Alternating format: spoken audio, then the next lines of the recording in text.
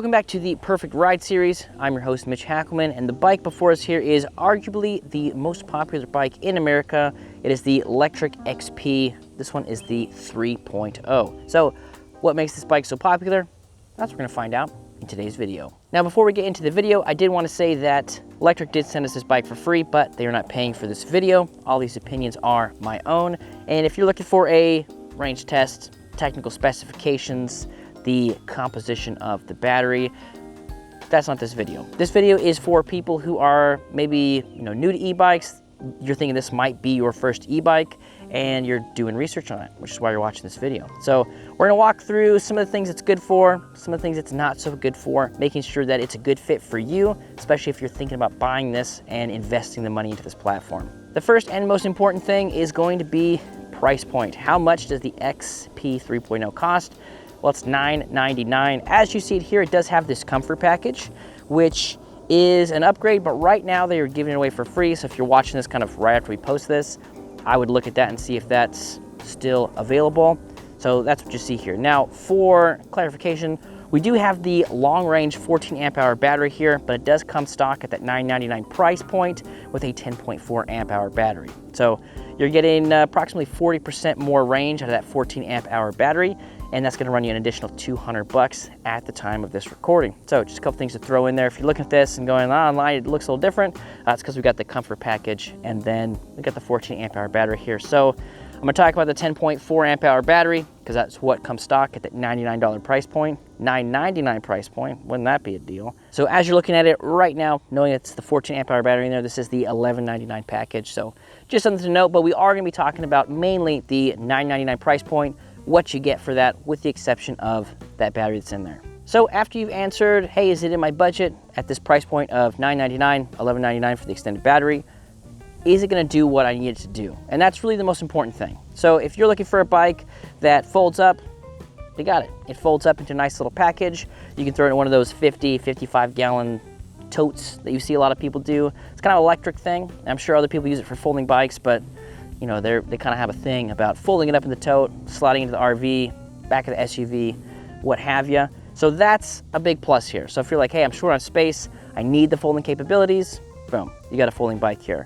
If you're looking for something that is capable of class 3 speeds, which is 28 miles per hour in most places, you have that here. You do have to unlock it, and we'll talk about that a little bit later, but you do have that top speed of 28 miles per hour here if you want it. If you don't want it, it ships as a class 2 bike, meaning that the pedal assist and the throttle both go to 20 miles per hour, so that's what you would get standard. So if you get the bike, you unbox, it's only going 20 miles per hour, and you're like, hey, the man on the internet said it goes 28, you just gotta do an extra step, and we'll walk through that a little bit later when we get to talking about the display. So people who have an RV, a small SUV, a smaller car with a decent sized trunk, those are people that are looking to transport the bike as well, then the XP 3.0 should be a good option for you. We do talk about in depth some of the dimensions and stuff, so you can skip to that part in the video. There should be timestamps down below if that's kind of your main question here. So it is gonna fold up and fit into a variety of spaces. A couple of other key factors to look at when we're talking about use case. It does hold a total payload package of 330 pounds, with the rear rack being able to hold 150 pounds. We'll talk about that a little bit more in depth, but 330 pounds here. So if you're under 330 pounds, you are good to go here. The next thing to look at is motor power. So in the rear, we've got this 500 watt motor, but it peaks at 1,000 watts. Now, when you're looking at rules and regulations, 500 watts, 1,000 watts, the number you gotta pay attention to is the nominal watts, which is the 500 here. A lot of the 750 watt motors, they are 750 nominal watts, but they'll peak much higher, 1,200, 1,100, 1,300, whatever those are. So just something to pay attention to if you are looking at any sort of legalities around it. 500 watts, nominal watts, those are the numbers that they're talking about, not peak wattage, unless it's specified, which it's normally not. So if so far it sounds pretty interesting, you might think about folding it up and lifting it, putting it places. How much does this bike weigh? So we threw it up on the winch and we measured the whole bike at 64.91 pounds with the battery installed. The battery itself weighs 6.61 pounds, so that would be 58.3 pounds without the battery. So you gotta be comfortable lifting around 60 pounds. Now, if you go that tote route, what's interesting about that is it changes the way that the weight is. So 60 pounds in a tote, a little bit different than 60 pounds of a folded e-bike. And also some of those have wheels on it. So if you have wheels, maybe a small ramp to the undercarriage on your RV, that could be interesting. So 60 pounds-ish, give or take, if you take the battery out, 64, 65 pounds. That would be sort of its stock weight. Now, if you throw a bunch of extra stuff on there, you've got the cargo baskets, you got a phone holder, you got, you know, all those extra things that people love to do on e-bikes, that is gonna start adding up to the weight a little bit. So if you're sitting around 65 to 70 pounds with all the accessories on there, you know, you gotta be comfortable lifting that. Now, as far as what would be things that I would add to it. So the comfort package is pretty interesting. You do have that larger saddle and the seat post suspension.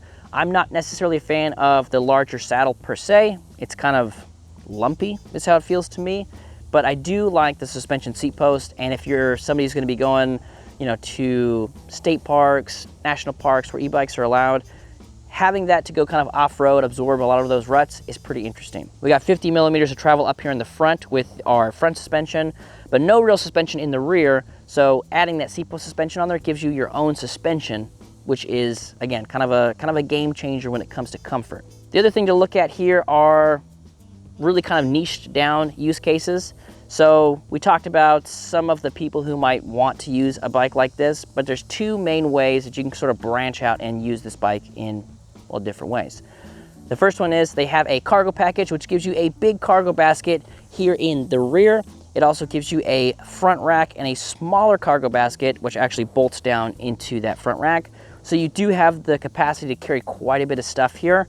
Again, keeping your small package, and really doesn't add too much to the dimensions when you fold it up. Now, the other thing that's pretty interesting is we do have this rack that is welded into the frame, so it does hold up to 150 pounds, which is why Lectric has a passenger kit, which comes with a pad back here.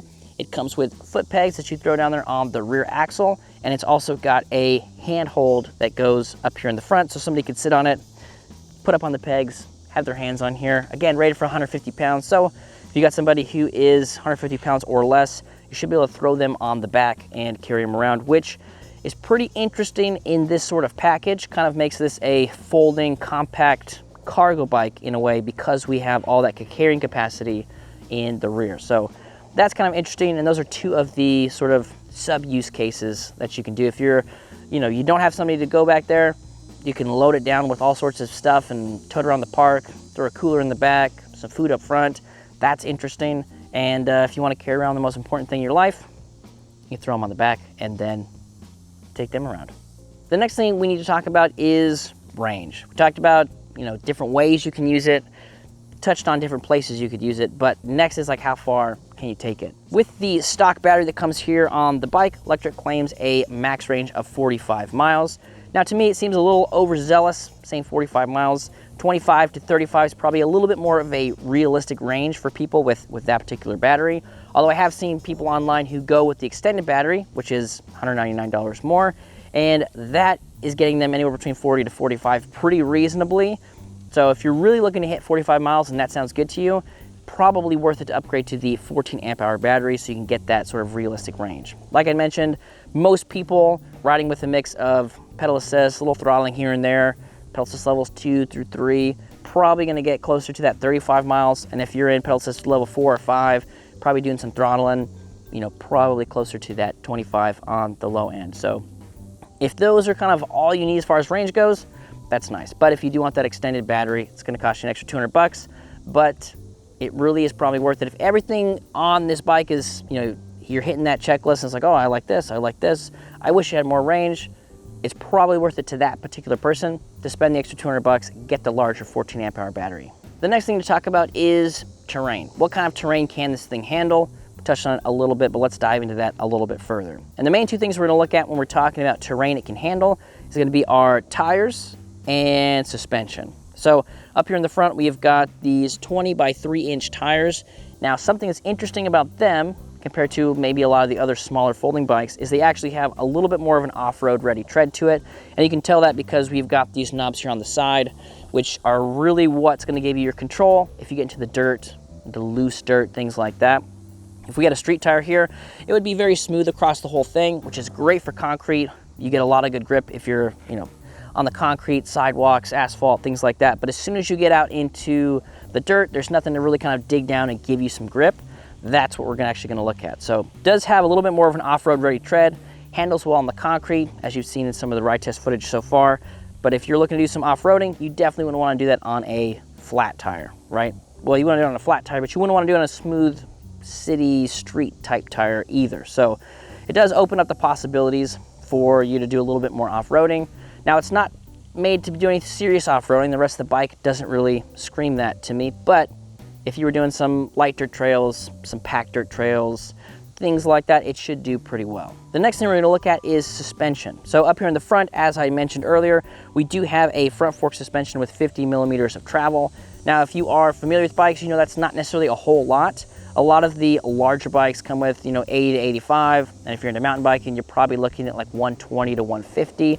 However, 50 here for the type of riding you're going to do is pretty nice. It is going to absorb a lot of those bumps. The 2.0s had 40 millimeters of travel, so that is a little bit of an upgrade. And then we've also got our C-post suspension here with the comfort package, which is going to make it a lot more comfortable for you. So between our off-road ready tires, front suspension, and that suspension here with the comfort package, it is going to lend itself to be a fairly reasonable, fairly comfortable, mild off-road bike. So we talked about the use case, we talked about the range, talked about some of the other main specs here, but now how does it feel to ride? So instead of just sitting here and telling you about it, which would be kind of boring, I'm actually gonna send it out to myself and we will go through a small abridged ride test and see how it handles, how it feels to ride this thing. What is up, guys? We are out for the ride feel portion, and before we get into any riding, let's go ahead and talk about the cockpit a little bit.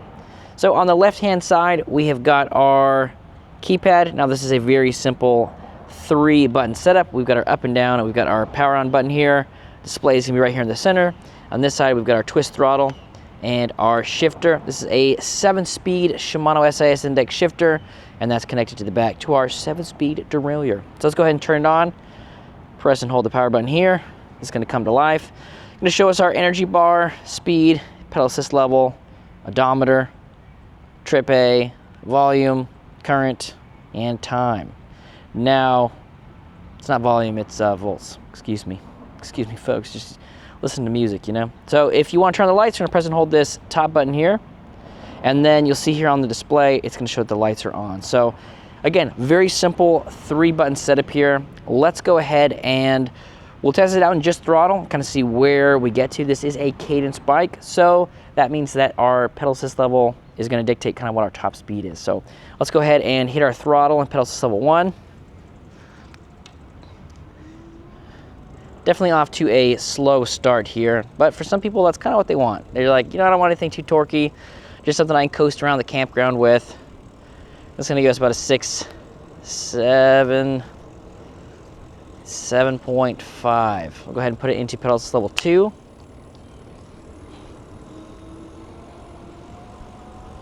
A little bit more torque here. It's gonna get us to about, I'd say 12.8. That feels like it's kind of stalling out there. 12.6. The Tuesday night is to 12. Let's do 3. Again, a little bit more torque here. Also starting to rain a little bit, so maybe an impromptu IP rating test as well. So I guess to about 16 or so. Go ahead and do a little UE here.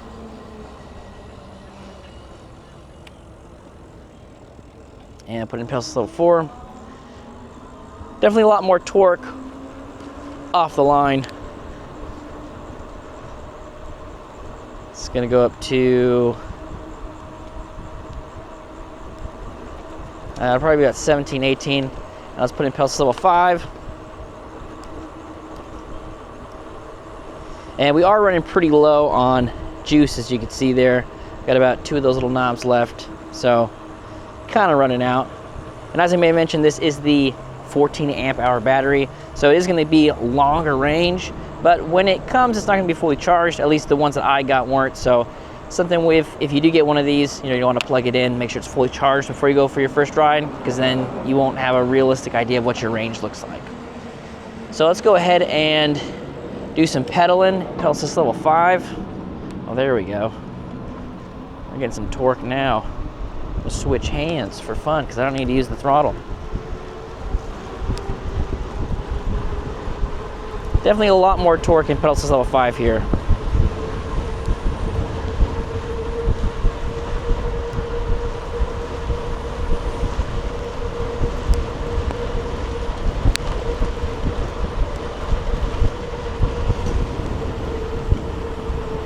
Oh, we're running out of juice, folks. So I wouldn't say that this is a good test for top speed because, again, we are running out of juice a little bit. However, it's a good lesson, right? If you are down a little bit on your, where am I? Oh, here I am. If you're down a little bit on your battery, you know, then you're gonna want to start thinking about going at a slower speed. The nice thing is, if you are going at a slower speed, it will, you know, the motor's gonna be pulling less watts, it's gonna be pulling less amperage out of that battery, so you will get a little bit better range. Now also something I just noticed, it's a little bit predictive. So I put it down to pedal level 1, and all of a sudden we got 2 bars again. So a little bit predictive there. If you are down to 1, you try to go into a lower level of pedal assist, and that might help you out. But the main thing we like to do is kind of see where those pedal assist levels put you. And again, that's because of the cadence bike. So the difference between cadence and torque, I'm sure you've seen some of the marketing. There's, you know, bikes with torque sensors in it. The Express also has a torque sensor in it. And the difference is cadence is basically like the pedal assist levels take you to a certain speed. And down there in the bottom bracket, or by the bottom bracket, there's magnets. And so the power is basically on or off. Whereas with a torque sensor, it actually senses how hard you're pressing down on the cranks or on the pedals. And it's going to give you a proportion of the motor power, you know, proportionate to how hard you're pressing down on it. So I always tell people cadence bikes are like riding on an electric vehicle, whereas torque sensors makes it feel like you're Lance Armstrong without all the cheating. And if you've seen other videos, you know that I say that pretty much every time because everybody seems to get that for some reason. So I'm gonna stick with it. So this is the second review you're watching. Like, you said that in the last one. I say it in every one. So those are some of the differences between cadence and torque. Now, the other thing with cadence bikes are you don't really have to be pedaling as long as your pedals are moving. So I'm just kind of, I'm not really putting any pressure on it. You can hear the freewheel back there kind of chirping a little bit. So I'm not really pedaling. If I was pedaling at this speed, it's kind of like this. I'm just keeping those rotated. So as I'm rotating that, all that's doing is keeping those magnets spinning, keeping that power on. So I'm going to go to that 13, 14 miles an hour because we're in pedal assist level 2. So a couple things to note there as far as cadence versus torque.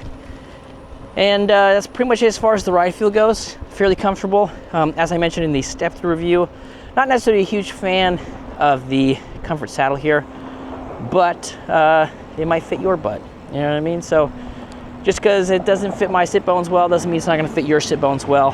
And also, you know, it comes free right now with the bike, so that's worth trying it out. And if you like the seatbelt suspension, you can always throw on a different saddle if that's something you want to do. I always tell people the 3 things to never make a purchasing decision on is the pedals, the grips, and the saddle, because 99 times out of 100, you can just swap those out fairly easily. So here is definitely the case. Swapping out for some, some locking half twist throttle or half twist grips, because one of those is just a half on this side and then we got a full grip on this side. So you need that set that is designed for that half twist throttle. That's something to keep in mind. The pedals, easy to swap out if you don't want the folding pedals. You want something that's a little bit flatter, which is something I prefer. And then the saddle's a couple bolts and bing, bang, boom, you got yourself a brand new bike. So even if it's this bike, a different bike, don't make your purchasing decision on those things, because those are super easy to swap out. Extra 50, 60 bucks, you can swap out all of those things I just mentioned. So no need to worry about it. Well guys, I think that's gonna do it for the ride feel section, where we covered the difference between cadence and torque. We talked about the cockpit setup and then what some of those pedal assist levels get you to as far as speed goes. So let's get back to the review.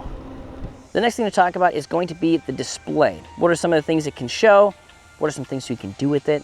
And let's dive into that. So to get into the display, we're gonna turn the bike on like so, and it's gonna show us our energy bar here at the top. We've also got our speed readout, our pedal assist level. We've got a section over here to the right. It's gonna tell us if our lights are on or off. And then down at the bottom, we've got our odometer, and we can actually go through and see our trip distance, our voltage, if you wanna call it volume, VOL, anyway, it's voltage, current, and the time the bike's been on. So we can see a couple of things here. Now, If you want to unlock those class 3 speeds, what we gotta do is hold the plus and minus button down at the same time for a couple seconds, and you're gonna see they call it the position menu is gonna pop up. So it's gonna say O1P, and you're gonna use that power button to cycle through those, and we're gonna go to position 8. And in position 8, we're gonna either press, you can press plus, minus, it doesn't really matter. You're gonna cycle through those options. And 32 is 32 kilometers per hour, which is 20 miles per hour for us American folks. And then 100 is technically 100 kilometers per hour, but you're not gonna go 100 kilometers per hour. This is gonna unlock the bike, and then your max speed is gonna be anywhere between 26 to 28, kind of depending on who you are riding it. There are other things you can adjust in the menu. However, I would highly suggest you go through and read the user manual first, so that way you don't adjust anything that might disrupt the functionality of the bike, which you can do. So if you're gonna go in there and change anything, just ignore everything else, change the 8.1, you're safe, you're good. It's gonna time out and you're gonna be back to normal. If you do wanna adjust some other things, read the user manual, make sure you know what you're adjusting, again, so you don't screw up anything that they got programmed here. The next thing we're gonna chat about is safety. Most people wanna know, like, how can I stop this thing? I'm gonna be going those speeds.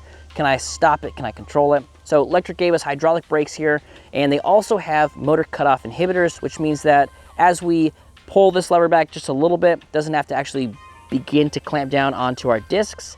It's gonna cut off the power to the motor, which is nice. So if you are braking and pedaling for some reason, which you probably shouldn't do, it's gonna kill the power, so you're not fighting against the motor when you're braking, which is nice. So those hydraulic levers are connected down here to our 2-piston calipers, and we've got 180 millimeter discs on the front and the rear, so plenty of stopping power. 180 millimeters is pretty much the industry standard. We used to see a lot of 160s, don't see a lot of those anymore. There are some that have 203 millimeter rotors, which technically should stop a little bit better, but for this bike, for this package, speed, terrain that you're gonna be doing, these work really, really well, and it's very easy to stop. Now, from a safety perspective, there are a couple things that are missing. Some of them I might consider premium features, some of them are basic. The most basic one for me is gonna be sidewall reflective stripes here on the tires. So we don't have any sort of reflective material here. We do have those reflectors built into the spokes, which is fine, but from a safety perspective, having those on the tires would be pretty cool. It's pretty easy to update for yourself.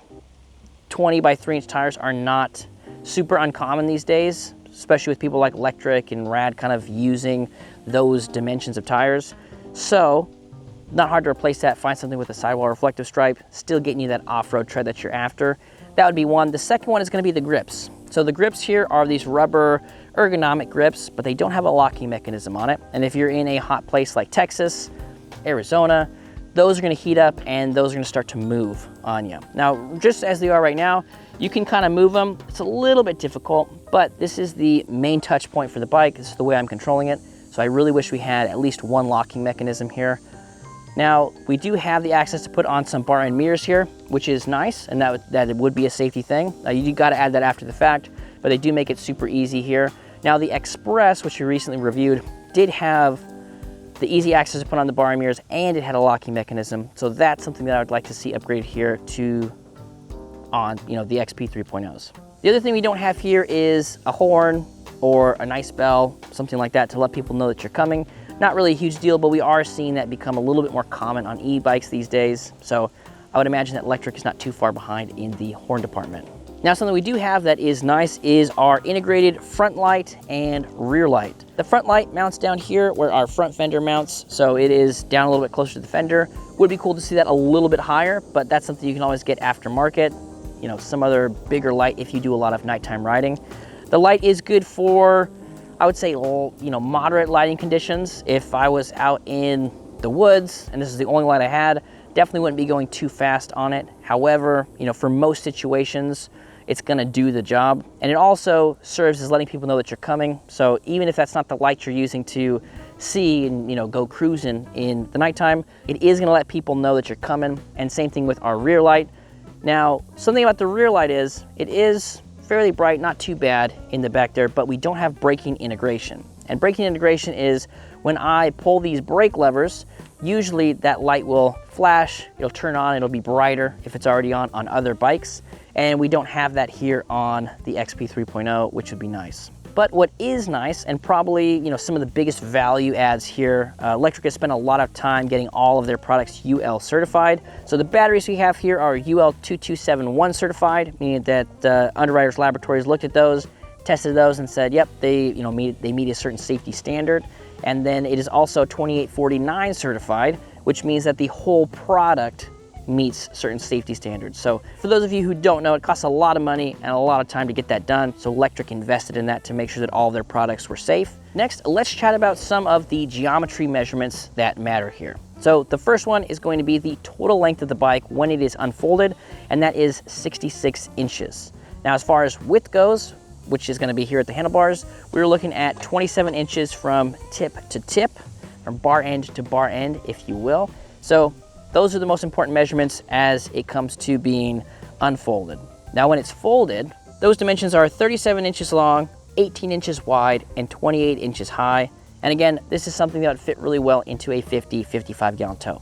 The next measurements are all about you, and we're gonna look at those with our minimum and maximum saddle heights. The minimum saddle height here is 32.5 inches from the top of the seat to the floor, and 26.5 inches from the seat to the pedal at the lowest point. Our maximum saddle height is 43.5 inches from the top of the seat to the floor, and 36.5 inches from the top of the seat to the pedal at the lowest point. Now, if you're looking at those minimum saddle heights, those are measured with the comfort package. So if it is kind of on the borderline, you're a little bit on the shorter side. If you didn't go with the comfort package in a traditional seat post, you should be able to bring those down by about 2 inches. The next important thing to look at is standover height. Now, Lectric does offer this in a step through. We've already done that review, and we actually have a comparison video coming out tomorrow. So if you're curious about that, I'll link those down below. But the standover height here on the XP 3.0 is 24 inches. Now, 24 inches is a little bit out of the realm of stepping over the bar. You can do it, does require some flexibility. Most people are probably gonna be throwing their leg over, as most people do on traditional bikes. The next thing to chat about are going to be extras. If you are watching this video, and if you're watching it all the way here, you are probably pretty interested. You're really trying to dial it in, and you're probably comparing this with a couple other models, so the extras may make or break it for you here. Now, things that I would consider to be extras are going to be our fenders. So we do have a full set of fenders, one up here in the front. Pretty good coverage on it as far as coverage goes. So I think they do their job really well. They are metal, so those tend to, you know, scratch with rocks and things like that getting kicked up there. So those could rust, just something to pay attention to.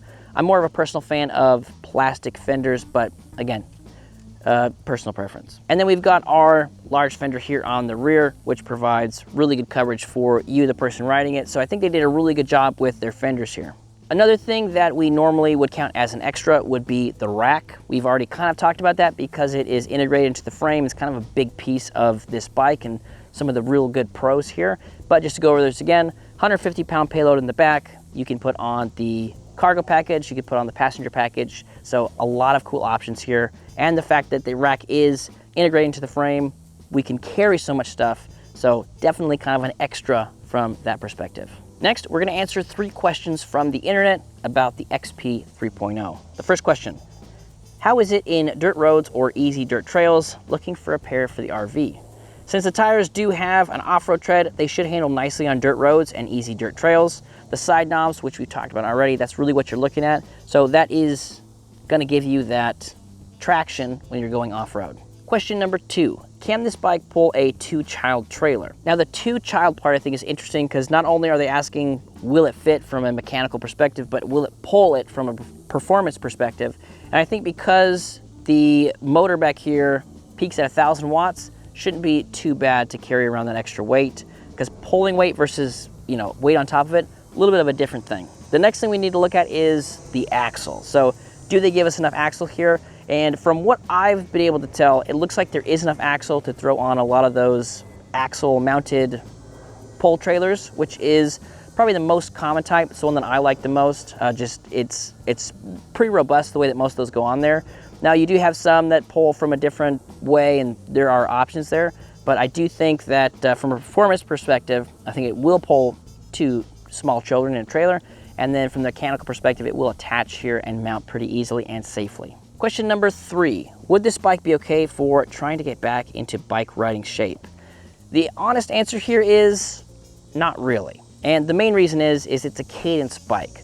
So you don't have to put any effort while you're pedaling to get to certain speeds, depending on what your pedal assist level is. And if you really did want to do that type of activity, you'd probably want to look at a torque sensor. So the Express is a good example. You know, other bikes that have torque sensors, those would be better suited for that. Now, if you wanted to put it in pedal assist level 1 as sort of your break in between sets, turn the bike off, do some pedaling, and then when you get tired or winded, put it back in pedal assist level 1, kind of relax, catch your breath a little bit. You could do that here, but if you're looking for sort of a traditional e-bike exercise vehicle, a cadence sensor in general is not going to be exactly what you want. If you're watching this video and the XP 3.0 is ticking off a lot of those boxes for you, how can you get your hands on one? Well, Lectric is primarily a direct-to-consumer company, and what that means is you got to go to their website, you order it, comes to your house, and you have to assemble it. Now, most people don't really want to assemble an e-bike. They want to make sure somebody who knows what they're doing gets their hands on it. However, with the XP 3.0 step through, there's really no assembly here whatsoever. I mean, I think there's literally nothing. I think you pull it out of the box, you take the packaging off, and you are good to go. So on a scale of 1 to 10, 1 being the easiest bike I've ever assembled, 10 being the hardest bike I've ever assembled, this is for sure a 1. So very easy to pull it out of the box, take the packaging off, make sure your battery's charged, and you're good to go. Very, very simple for most people to be able to put this thing together and go for a ride. Now, Lectric does have their showroom in Phoenix. They've got other places where you can go and test ride one of these bikes. And odds are, if you're going to a test ride facility that's at a local bike shop, like Power and E-Bikes in Houston, Texas, that you can order the bike and they'll assemble it for you. Usually on bikes like this, where you're ordering it from the company, they will charge a small fee for that. However, if you have a buddy who's decent at bikes, you can order this to your house, get it set together, he can come over, check some things out, and give you that certified seal of approval if that's the route you want to go. So if you do buy the Lectric XP 3.0, how is the after sales support? Well, Lectric has a couple of different things they do. You can send them an email, which, you know, nobody wants to do. You can also call their US-based customer support team, which probably would be pretty decent. They also can do video calls, which in my opinion, kind of one of the cooler options that they have. So if you have a problem on the bike, you don't have to know what all the things are called. You just, you know, pull out your phone, you can say, hey, Bill, this little guy here is doing XYZ, and Bill can talk to you over the phone. It makes it a lot easier for them to diagnose the problem and get you the right support that you need. If you're saying, oh, it's my derailleur's all messed up, and they're like, cool, they send you a new derailleur. Well, the derailleur's back here and you're talking about the shifter, right? So if you can do a video call, I think that'd be the most efficient way that you could get that after sales service, and it's really cool that Lectric offers that. As far as warranty goes, Lectric does offer a 1-year warranty on their products, everything except for wear items. And a wear item would be brake pads, tubes, tires. Those are things that you're going to wear through, you know, just using the product. So they don't cover those things, but they do cover the rest of the bike, and that's the most important stuff. Brake pads, $6, tubes, $10, tires, depends on what kind of tires you want, but not super expensive. So all in all, they have a lot of cool ways to take care of the products and take care of you, doing the video chats, customer support, and a decent warranty. All right, guys, that is going to do it for our review on the Lectric XP 3.0. If you guys have any questions, something we didn't cover here, or maybe you're comparing this with another product, ask us down in the comments below, and we'll try to help you out. Thanks for riding with us, and we'll catch you on the next one.